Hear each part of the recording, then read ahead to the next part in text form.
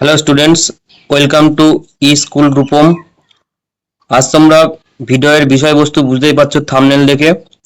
তোমাদের ষষ্ঠ শ্রেণীর গণিতের নবম অধ্যায়ে যে শতকরা অধ্যায়টি রয়েছে, সেই শতকরা অধ্যায়টি যে সমাধান অর্থাৎ প্রশ্নগুলি রয়েছে সেগুলো আমরা সমাধান করব, যে তোমাদের দ্বিতীয় পর্যায়ক্রমিক মূল্যায়নের অন্তর্গত।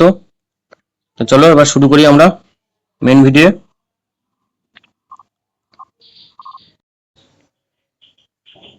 এর আগের ভিডিওতে তোমাদের নিজে করে 9.2 একের অঙ্কগুলি বোঝানো হয়েছে। আজ তোমাদের 2 যে মান বের করি সেই যে প্রশ্নগুলি রয়েছে এই প্রশ্নগুলি সমাধান করব। তো চলো সমাধান শুরু করি। 2 দাগের 2 এ প্রশ্ন, 60 10%, 60 10% সমান কত? তো 60 এর মানে এখানে গুণ করতে হবে এবং 10% মানে 10/100। তাহলে 60 10% মানে 6। অর্থাৎ 60 গুণিত 10/100। তাহলে যদি কাটাকাটি করি, শূন্য শূন্য কেটে যাচ্ছে, দুটো উপরে কেটে দিলে শূন্য এবং নিচের, অর্থাৎ হরের এবং লবের শূন্য কেটে দিলে মনে পড়ে থাকছে 6। তো সঠিক উত্তরটি হয়ে যাবে 6।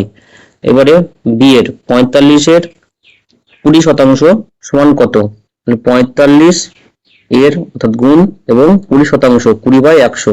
কাটাকাটি করি কারণ সঠিক উত্তর পেয়ে যাচ্ছি 9।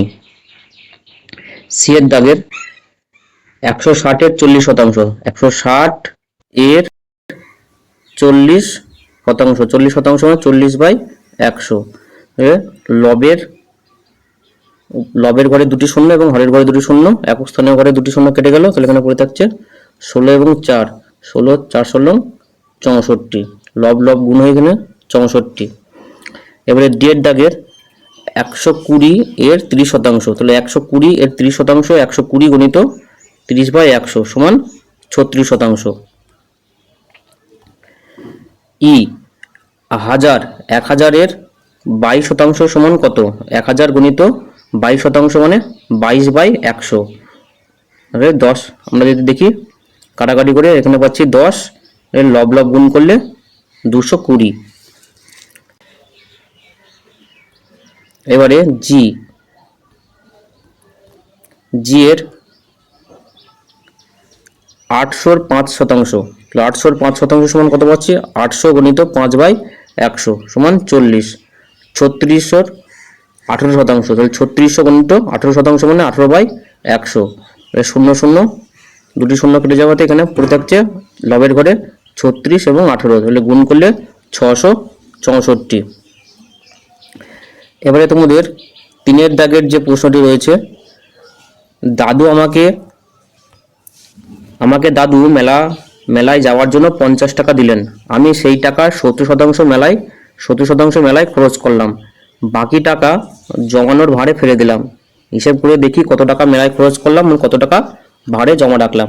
দাদু আমাকে দিয়েছে 50 টাকা, আমি সেই যে 50 টাকা দিয়েছে তার 70% মেলায় খরচ করলাম। তাহলে 50 টাকার 70% সমান 70/100, 50 গুণিত 70/100 সমান 35 টাকা। তাহলে 35 টাকা কি করলাম? আমি মেলায় গিয়ে খরচ করেছি, 35 টাকা মেলায় গিয়ে খরচ করেছি। দাদু আমাকে দিয়েছিল 50 টাকা, আমি খরচ করেছি 35 টাকা, তাহলে আমার কাছে রইল 15 টাকা। সেই 15 টাকা আমি কি করেছি? ভাড়ে জমা করেছি। এবারে 4 প্রশ্ন, এবছর অঙ্ক পরীক্ষায় আমাদের ক্লাসে 60% ছাত্রছাত্রী 80-র বেশি নম্বর পেয়েছে। আমাদের ক্লাসের মোট ছাত্রছাত্রী 50 জন হলে কতজন ছাত্রছাত্রী 80-র বেশি নাম্বার পেয়েছে? তাহলে আমাদের ক্লাসের মোট ছাত্রছাত্রী 50 জন, 80-র বেশি নম্বর পেয়েছে। ক্লাসের মোট ছাত্রছাত্রী 60%, 60% অর্থাৎ 60/100, 60/100। তাহলে ক্লাসে মোট ছাত্রছাত্রী 50, 50-এর 60/100 মানে 30 জন। তাহলে 30 জন 80-র বেশি নম্বর পেয়েছে। মোট ছাত্রছাত্রী 50 জন, 50 জনের মধ্যে 60% কি 80-র বেশি নাম্বার পেয়েছে। 50-এর 60%, 50-এর 60% মানে কি 60/100। যদি এটা কাটাকাটি করি তাহলে এটা পেয়ে যাচ্ছে আমরা 30 জন। তাহলে এখানে সঠিক উত্তরটি হয়ে যাবে 30 জন। 30 জন 80-র বেশি নম্বর পেয়েছে। ভিডিওটি আজ এখানে শেষ করছি। আর যদি চ্যানেলটি ভালো লেগে থাকে তোমাদের, তাহলে চ্যানেলটি অবশ্যই সাবস্ক্রাইব করে নেবে এবং পরবর্তীকালে তোমরা কেমন ধরনের ভিডিও চাও সেটা তোমরা কমেন্টে জানিও। বন্ধুদের সাথে চ্যানেলটি শেয়ার করে নিও, লাইক করে দিও। আজ এখানেই শেষ, ধন্যবাদ।